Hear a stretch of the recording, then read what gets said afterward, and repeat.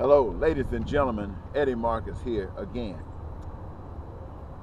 I'm constantly coming to you, undressing myself before you, saying that I want to serve you. And I've been doing this for some 30-some years. I've offered to serve you in the capacity of public servant, from mayor to president. I've offered to service you in the area of helping you plan your future, helping you to decide the system that we live under, whether it should be changed and to what degree and what direction. All of these things I have pursued.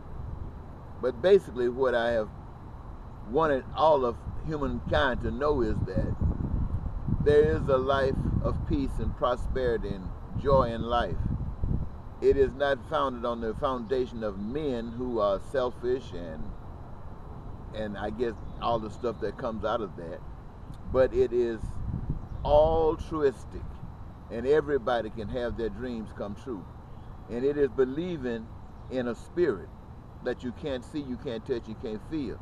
And that's what I've been trying to get people to accept. I have accepted it because it was made real to me. And so I have to constantly come before you as evidence that it is real to me and try to share it with you in hopes that you can accept it without having to experience the things that I had to experience to learn the lesson.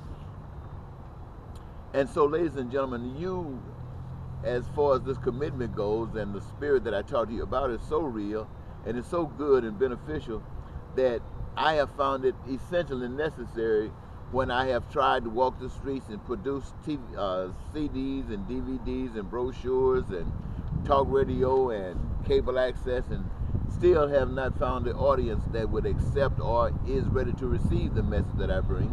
I committed crimes against the state, crimes that would try to be used to draw attention to my plight, hoping that I can get you to pay attention for a moment to see how real it is to me for your benefit, knowing that if you did not hear me, if you could not liberate me based upon your changing of your mind, that I'd have to do the time. And yet, doing the time was more important than you constantly walking down the path that you're walking on, leading to your destruction.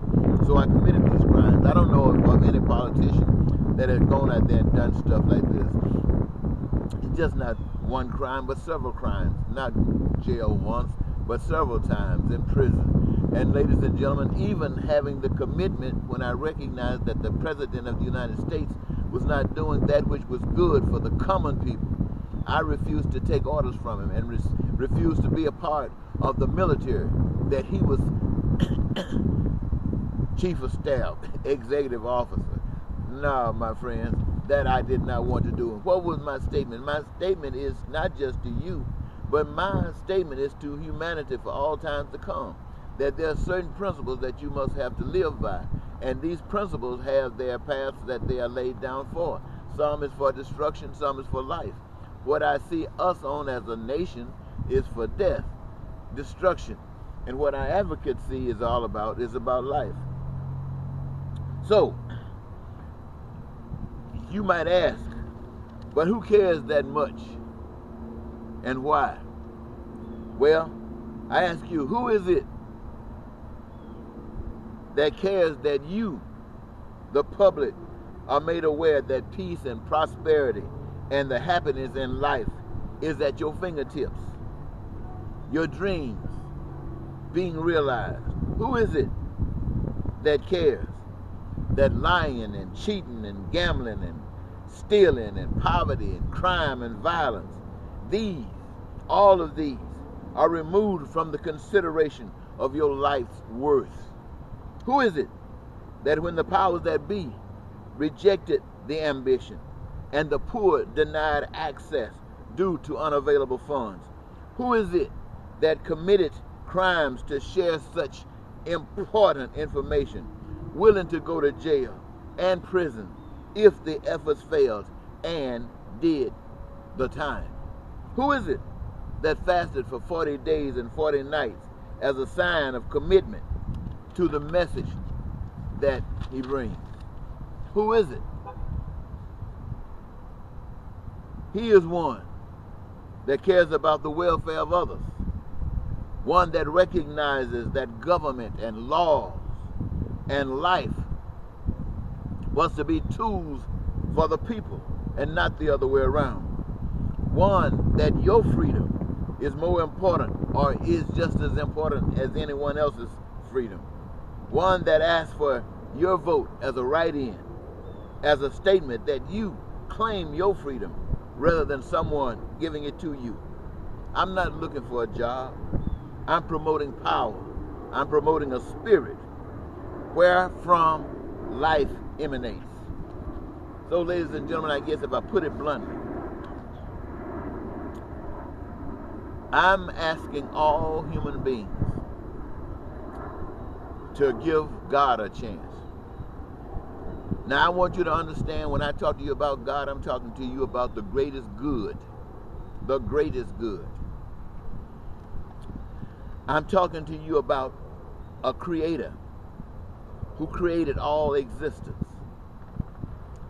I'm talking about one that cares about every human being on the face of the earth.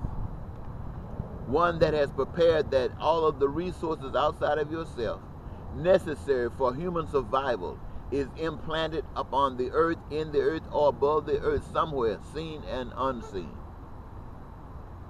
I'm talking to you about a power, my friends, a spirit that you can't see, can't touch, can't feel, and yet the evidence, all of the things out here, all of it, even including us, exists because of that unseen spirit. With that spirit, the peace and prosperity and the joy of life that I advocate for you is possible because there are principles that are followed. Basically, one is to do unto others as you'd have others do unto you. That's the main principle that you have to follow. Now, I recognize that what I'm talking to you about is something that every last one of you desire.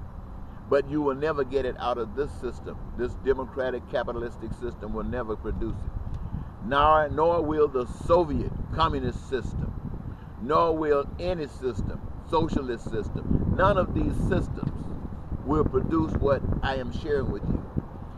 The reason is because these systems are designed by men. Men who have been given choice. And men who have been motivated by different situations to have different choices. And none of the choices embrace every last one of you.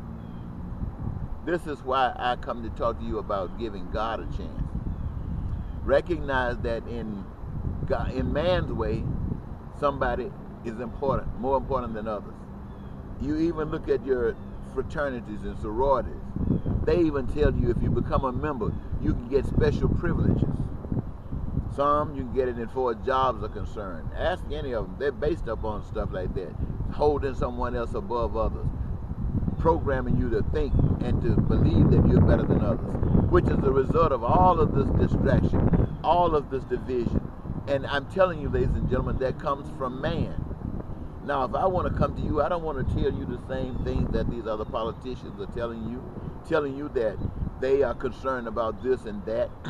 And when they go to Congress, they can line up with people who are trying to achieve maybe this little thing, or this little thing, or this little thing, or this little thing. All of those little things divided up, taking 40 years and 60 years for them to be in service trying to achieve. I'm talking about stuff that you can achieve overnight if you decide that's what you want. Things that you play a part in, not someone going to Washington speaking for you. When I ask you to send me, you, by virtue of having to write my name in, is an indication that you do support peace and prosperity and happiness of life for everybody else. Not just you, but for everybody. For you to have to write my name in is an indication that you're tired of the status quo, the lying, the cheating, the stealing, and all that kind of stuff.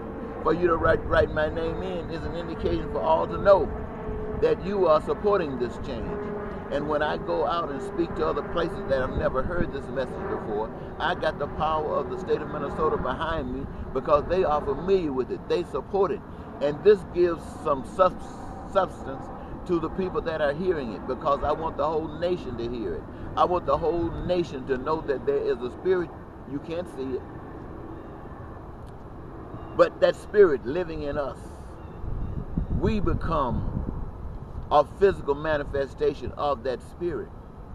We become the ones whereby those resources now are extracted from the earth to be utilized by everyone, every human being, to meet their survival needs, to meet whatever their wants are, whatever their aspirations and desires are. We become the instrumentation whereby that is made manifest. And nothing, my friends, is to take away from it, especially not man's selfishness, especially not man's prejudices, especially not man's bigotry, not man's racism, not man's superiority complex, but it is by the power of God. And I know many of you just want to run away, say God and religion doesn't go to, God and government doesn't go together. And that's why you're headed to hell, because someone told you that and you believe that. And no one is really giving you a true impression of what God is truly about, so that you could see it beyond words. And so your negativity is understood. And it is by this program will that change, because you now are being the instrument whereby that change will come about. I want to thank you so very much for giving me this your time, and I'm going to produce this and send it to newspapers and see if anybody will write it, because you know what they say, if it's on the news, if it's on the TV or the newspaper or the radio, it must be true. If it's on Facebook or YouTube, be suspicious. And if it does not have what it takes, money behind it, so it can get the exposure, it's still lost. So, you know the score. Bye-bye.